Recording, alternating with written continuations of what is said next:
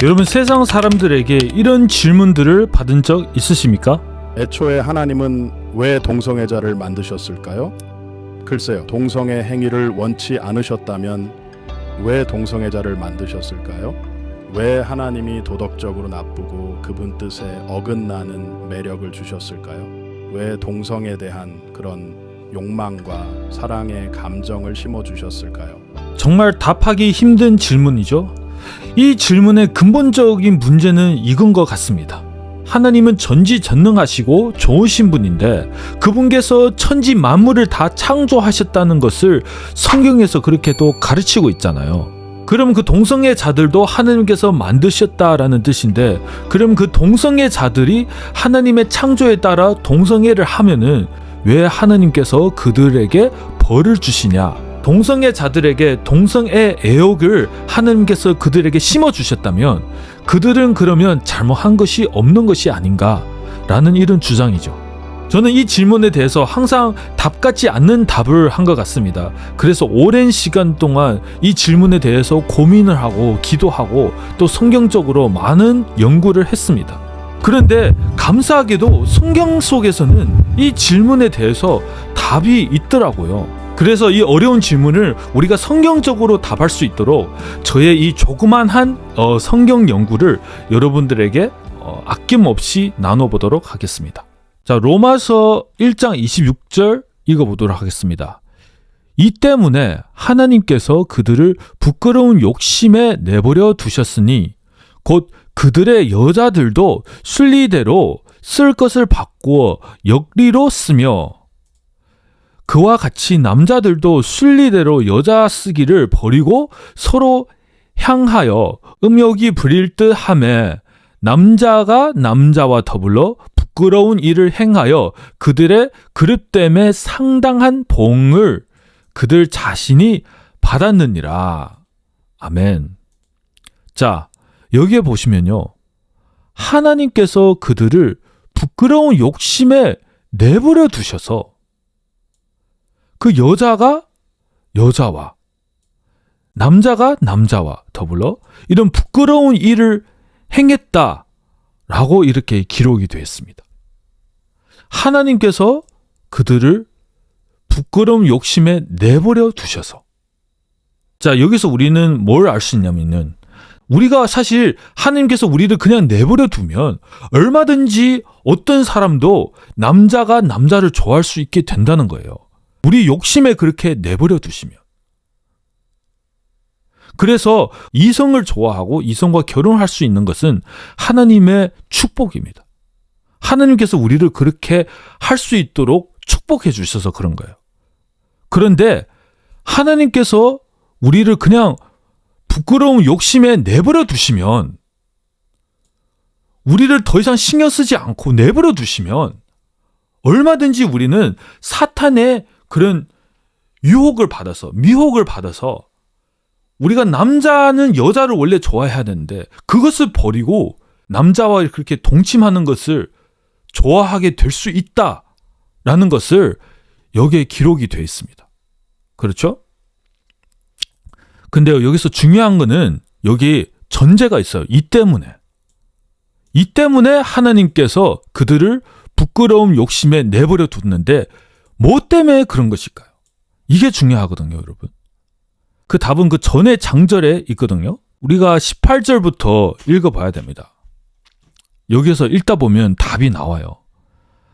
하나님의 진노가 불의로 진리를 막는 사람들의 모든 경건하지 않음과 불의에 대하여 하늘로부터 나타나나니 이는 하나님을 알만한 것이 그들 속에 보임이라. 하나님께서 이를 그들에게 보이셨느니라. 자, 여기에 나온 거는 뭐예요? 하나님을 우리가 알 수 있는데, 우리가 창조물을 보면은 하나님이 존재한다는 것을 알 수 있는데, 그런데도 알지 아니하려고 하는 거예요. 그렇죠? 그래서 이게 무신론자들이 여기에 속합니다. 진화론을 믿고 무신론을 믿는 사람들이 여기에 속하는 거예요. 그리고 20절 보시면 창세로부터 그의 보이지 아니한 것 곧 그의 영원하신 능력과 신성이 그가 만드신 만물에 분명히 보여 알려졌으니 그러므로 그들이 핑계하지 못할지니라. 아멘. 그러니까 창세로부터 우리는 피조물을 통해서 하나님이 만든 천지 만물을 통해서 하나님이 영원하신 능력을 다 알 수가 있는데 그것을 알고도 모른 척하는 거, 알려고 하지 않은 것 때문에 우리가 무신론자가 이 세상에 생기는데 그런데 그들은 핑계하지 못한다는 거예요. 21절 하나님을 알되 하나님을 영화롭게도 아니하며 감사하지도 아니하고 오히려 그 생각이 허망하여지며 미련한 마음이 어두워졌나니 스스로 지혜 있다 하나 어리석게 되어. 그러니까 여러분 무신론자들은 자기네들이 굉장히 지혜 있다라고 생각해요. 그렇죠? 굉장히 과학적이다라고 생각하는 거예요. 하지만 그들의 믿음은 믿음뿐이에요. 과학적이지 않은 거예요. 진화를 믿는 것은 믿음일 뿐입니다. 자, 썩어지지 아니하는 하나님의 영광을 썩어질 사람과 새와 짐승과 기어다니는 동물 모양의 우상으로 바꾸었으니라. 그러므로 하나님께서 그들을 마음의 정욕대로 더러움에 내버려 두사 그들의 몸에 서로 욕되게 하게 하셨으니. 자, 주님께서 그것 때문에 그들을 내버려 둔다는 거예요. 그래서 그들의 몸이 서로 욕되게 됐다는 거예요. 우리 사람이 하나님을 사랑하지 않고 하나님에게 영광을 돌리지 않고 우상을 사랑하고 우리 사람이 만든 그런 물건들을 더 높이니까 그리고 또 하나님을 알려고 하지도 않으니까 하나님께서 그들을 몸을 서로 욕되게 그렇게 내버려 두신 거예요. 이는 그들이 하나님의 진리를 거짓으로 바꿔 피조물을 조물주보다 더 경배하고 섬기리라. 주는 곧 영원히 찬송할 이시로다. 아멘. 자, 그래서 26절 이 때문에 하나님께서 그들을 부끄러운 욕심에 내버려 두셨으니 곧 그들의 여자들도 순리대로 쓸 것을 바꾸어 역리로 쓰며 그리고 남자가 남자와 더불어 부끄러운 일을 행하여 그러니까 남자와 남자가 동침하는 그런 일이 생긴다는 거예요. 그래서 이 성경 구절들을 우리는 어떤 결론을 낼 수 있냐면은 그 동성애에 갖고 있는 그 애욕이 하나님께서 준 것이 아니에요. 우리 인간이 하나님을 찬양하지 않고 하나님을 경배하지 않고 또 하나님이 없다라고 하면서 이상한 걸 믿기 시작하니까 우리 이 세상에 동성애자들이 생기는 거예요. 하나님께서 그들을 그냥 내버려 두는 거예요. 원래 기독교인들이 만약에 남자와 남자에게 그런 애욕이 생긴다면 주님께서는 그거를 막아주시는 거예요. 왜냐? 그들은 하나님을 경배하니까.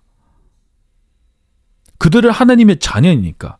그런데 우리는 하나님 필요 없어. 우리는 스스로 살 거야. 하나님 우리는 사랑하지 않아. 하나님 계셔도 우리는 알고 싶지 않아. 이 무신론자의 사상들이 갖고 있기 때문에 하나님은 그들을 그렇게 내버려 두니까 사탄 마귀가 그들을 그냥 지배하면서 갖고 노는 거예요. 그들에게 동성애의 그런 애욕을 심어주는 거예요.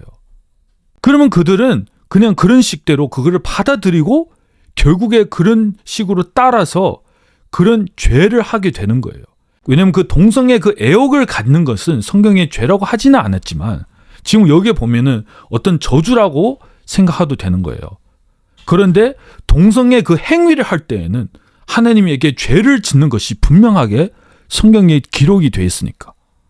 그래서 동성애 그 애욕이 하나님께서 온 것이 아니라 우리가 하나님을 배반했을 때 사탄이 우리한테 심어주는 거예요. 우리가 하나님을 배반하고 세상적으로 살아갈 때 우리가 돈에 욕심이 생기고 또 그 많은 악한 것을 우리 마음속에 생기는 것처럼 동성애자들도 그런 식으로 똑같이 사탄 마귀가 그런 마음을 그들에게 심어줬기 때문에 그들이 그런 애욕이 생기는 것입니다. 그래서요, 사실 우리가 정확히 얘기하려면 동성애를 하는 그 행위는 죄가 분명하는데 동성애 그 애욕이 우리 마음속에 생기는 것은 그것은 딱히 죄라고 말할 수는 없습니다. 그것은 어떤 사탄의 미혹, 사탄의 저주, 어떤 질병, 그렇게 이해해야 되는 것입니다. 로마서 1장 26절, 27절에 의하자면.